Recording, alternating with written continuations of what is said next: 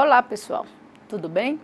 Espero que esteja tudo tranquilo com vocês e que vocês tenham estudado bastante as duas últimas aulas, ok? O conteúdo das duas últimas aulas.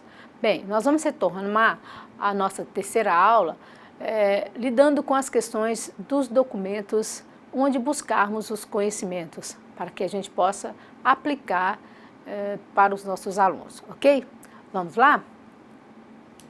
Bem, os referenciais, o primeiro deles é o referencial de qualidade para educação infantil e ensino do país. Então, o que nós vamos ensinar? Onde nós vamos buscar? Não é? Primeiro, nós temos que definir e selecionar esses conteúdos. O que deve ser ensinado? Né? Para que a gente saiba corretamente o que ensinar, nós temos que buscar na documentação oficial esses conteúdos. Lembrem-se, não fiquem somente em livros didáticos. Muitos professores, eles têm um livro didático como se fosse uma bíblia, e não é assim. Nós temos livros didáticos que estão aí cobertos de erros. Basta que vocês peguem os conteúdos e comecem a analisá-los no momento da escolha do livro didático, tá? Então, nós temos que ter uma definição de conteúdos, e essa definição de conteúdos, ela vai ser o nosso ponto de partida. E o professor, todo aquele que tem vontade de ensinar algo mais, ele tem que observar na Secretaria Municipal de Educação, na Secretaria de Estado de Educação, no próprio MEC, o que está sendo discutido para a sua área específica, né? Então, a quem cabe, então, refletir sobre o processo de seleção de conteúdos, né? As referências para o estabelecimento dos mesmos e as sugestões metodológicas do currículo. Né? Onde é que nós buscamos isso? Nós buscamos essas referências nos PCNs, nos Diretrizes Curriculares Nacionais, nós buscamos no Diretriz Curricular Nacional para a Educação Infantil, no Referencial Curricular Nacional para a Educação Infantil e na BNCC, né? Que a BNCC ela já está disponível para todos nós, ok? Então, cada um desses documentos ele é revestido de caráter político. Por que a gente fala que é um caráter político? Porque nada na educação é neutro, nenhuma das ações ela é neutra, tá? Então, dependendo do momento histórico político, é lógico que as políticas públicas, elas permeiam aí todas essas situações da educação, ok? Então, não são mais documentos de currículos mínimos, como as referências de conteúdos, tá? Mas a gente tem que entender que são referências de conteúdos. Não é que você vai utilizar um currículo mínimo, só aquele, pronto, acabou. Pelo contrário, tá? Nós temos que ir muito mais. Apesar desses documentos afirmarem, né, que não se pretendeu que viesse ser modelo curricular, mas muitos professores ainda pegam aquilo como um modelo, entenderam? Eles pegam, por exemplo, o referencial curricular da educação infantil como modelo e aquilo para eles é muito ruim. Se não desfaz daquele momento algum, não busca outras situações. As diretrizes curriculares nacionais para o ensino fundamental, a mesma coisa. Sendo que a gente pode fazer adequações de uma coisa para a outra, né? Então, nós temos que estar sempre atentos para isso e verificar. Eles servem para quê? Eles vieram para quê? Tá? Então, nós temos a seleção de conteúdos de forma mais tradicional. Por que a gente está falando da forma mais tradicional? Porque dentro de cada concepção foi selecionado conteúdo específico para cada situação, né? Então, na escola tradicional, o conteúdo desvinculado dessa realidade, né? O professor responsável por tudo e o conteúdo desvinculado da realidade que estava se vivendo. Estudante passivo. O método de ensino vai possibilitar a reprodução e não a reflexão, e a avaliação sempre provas escritas e orais, tá? Já na escola tecnicista, havia uma neutralidade científica dessa situação. O que seria essa neutralidade científica? Né? Como se as pessoas não precisassem discutir a respeito de cada uma das situações, tá? O professor, ele passa a ser aquele executor de tarefas, o aluno, da mesma forma, passivo, executando as tarefas. O conhecimento vai ser aquele que está ditado pelos manuais, né? E aí entra o livro didático como a Bíblia, é aquilo que tem que ser feito, porque o livro didático já traz, principalmente o manual do professor, já traz todas as respostas, né? Então, aquele livro é o único e verdadeiro para todas as situações. O método de ensino, baseado, então, na aplicação da tecnologia educacional somente, ou seja, no uso de estratégias, de meios, tá? E a avaliação diretamente relacionada com os objetivos pré-estabelecidos. Lembrem-se, a finalidade da educação é verificar os comportamentos fins. Você sabe fazer? Então, aí você tem uma avaliação satisfatória, tá? Bem, o movimento Escola Novista, e vocês desculpem, está trocado, mas primeiramente a Escola Nova e depois a Escola Tecnicista, mas isso aqui é só para a gente compreender, porque nós já falamos diversas vezes sobre essa situação, para vocês entenderem que já no movimento Escola Novista vai defender mais os princípios democráticos. O professor vai ser aquele que vai orientar, o aluno vai ser o sujeito da aprendizagem, o conteúdo, a preocupação, vai deixar mais de lado um pouco os conteúdos propriamente dito e vai ser mais depositadas nos métodos, né, na valorização da qualidade em vez da quantidade, ok? Bem, e o método de ensino sempre partir da adequação da natureza do educando, ou seja, qual etapa de desenvolvimento o educando está, e aí a gente vê a questão da ênfase no lado mais psicológico da coisa. E a avaliação, ela não vai ter mais aquele sentido, né, de punição, de nada. Ela vai considerar a aquisição do saber, que é o mais importante para a construção do conhecimento do aluno, ok? Então, nós temos essas situações. Então, qual vai ser essa natureza dos conteúdos? Né? É uma situação que a gente tem que pensar muito, né? Qual seria essa natureza? Então, o professor de educação básica, na realidade, ele não tinha essa dificuldade de definir e organizar o conteúdo. Pelo contrário, né?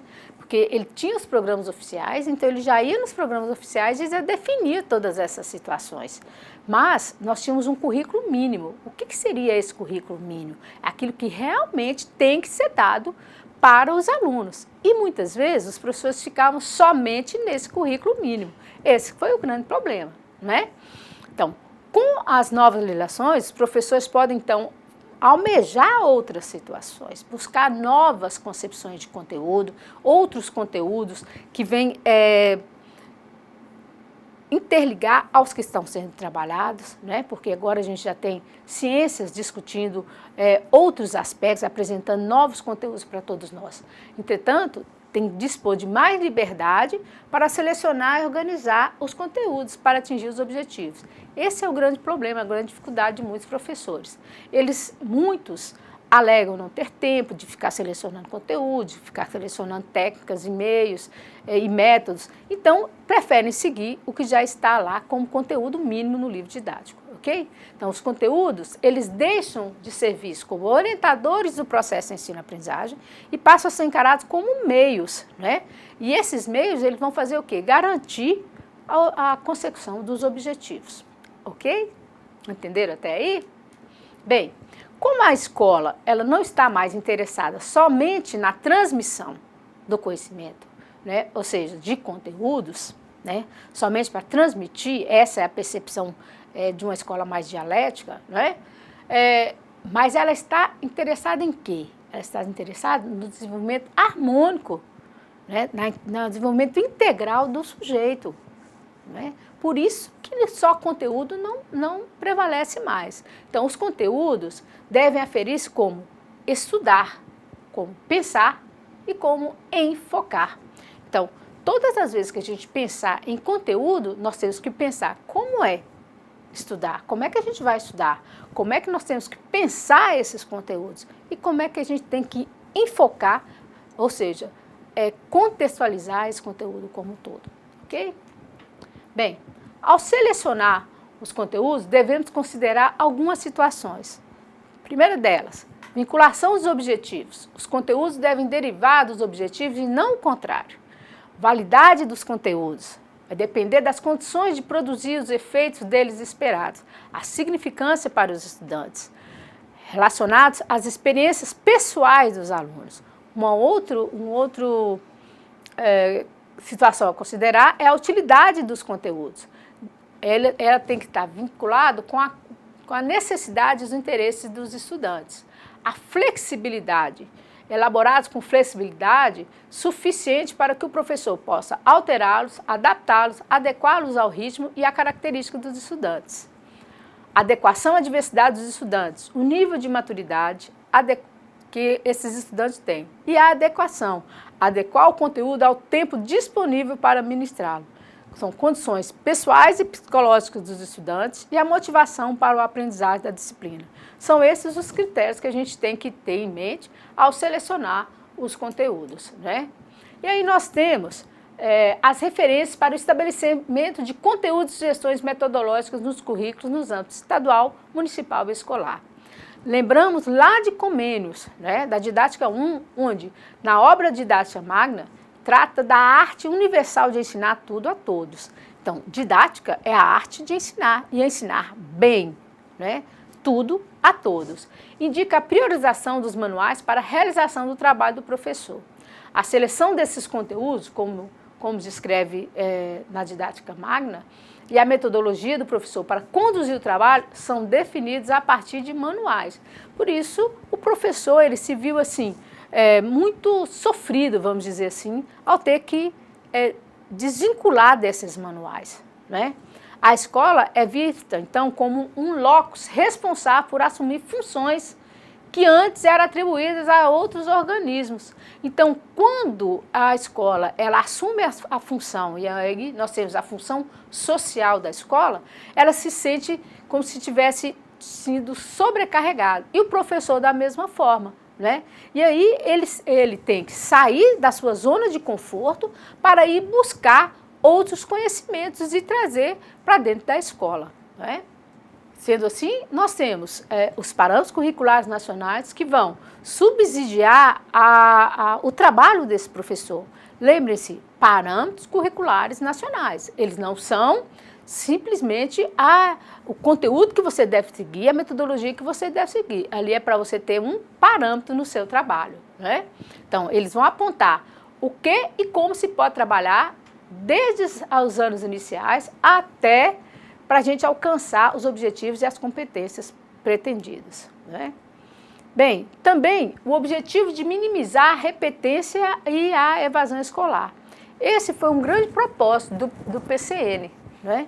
De minimizar. Ninguém quis acabar definitivamente com isso, mas pelo menos minimizar a quantidade de alunos retidos que a gente tinha no decorrer de anos anteriores. E também minimizar a questão da evasão escolar, né? Então, objetivou-se garantir aprendizagens essenciais.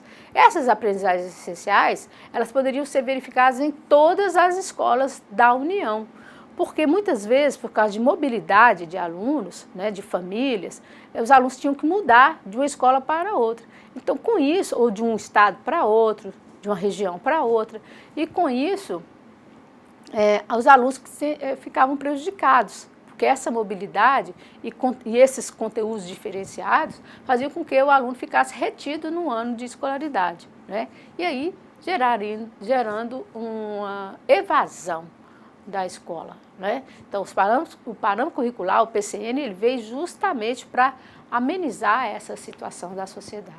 Bem, ele preconiza também o acesso à totalidade dos recursos culturais, principalmente no que tange à questão da cidadania, quando ele trabalha com os temas transversais, né?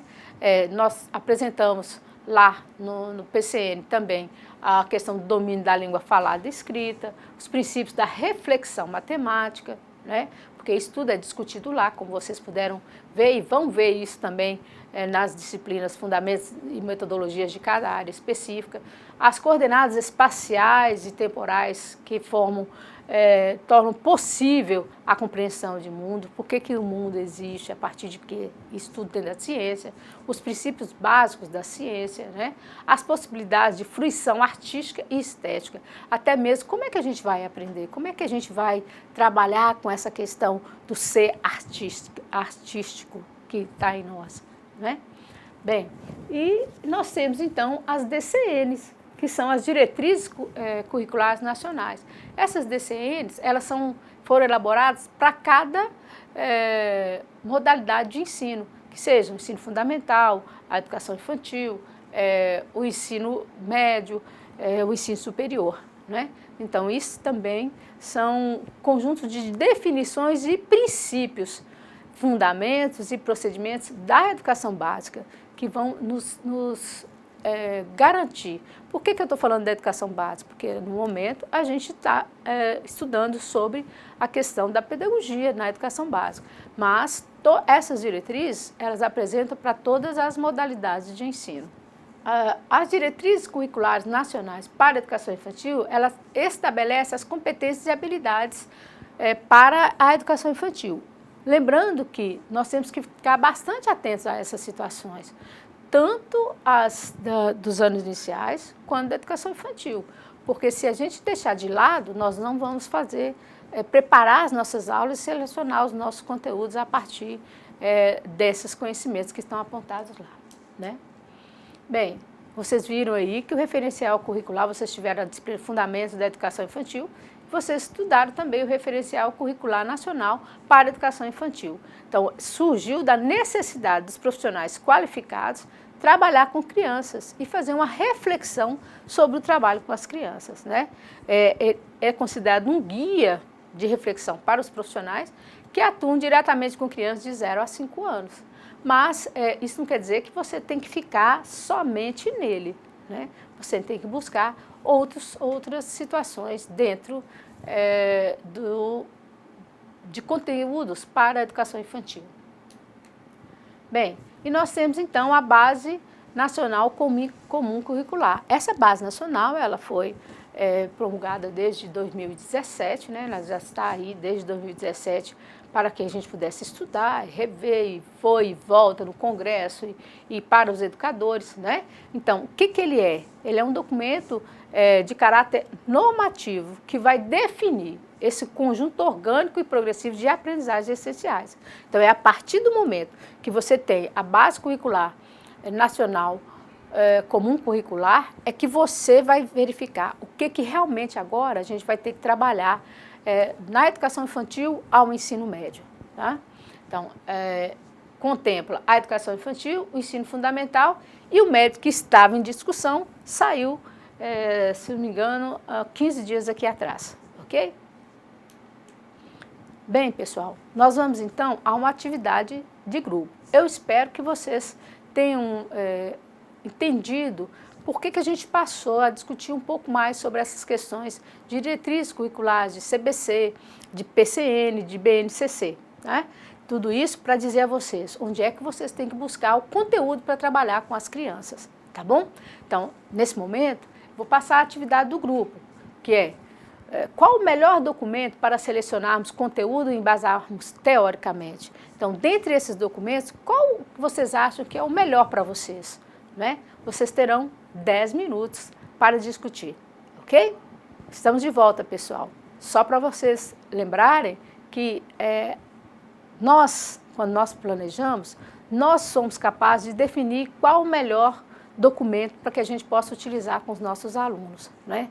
Você conhece o seu aluno, você tem que fazer as adequações necessárias. Se você considera BNCC, que é aquela que vai lhe dar todo o embasamento, trabalhe com a BNCC. Se não, você não pode descartá-la, mas você pode fazer adequações a ela, ao referencial curricular também, para que a gente possa trabalhar dentro do enfoque de uma política pública educacional, ok? E garantir dessa forma a aprendizagem dos nossos alunos. Muitíssimo obrigado pela presença de todos. Eu espero que vocês estude um pouquinho mais sobre essas situações de documentos para que a gente possa fazer seleção de conteúdo, né? E até a próxima aula. Um abraço a todos.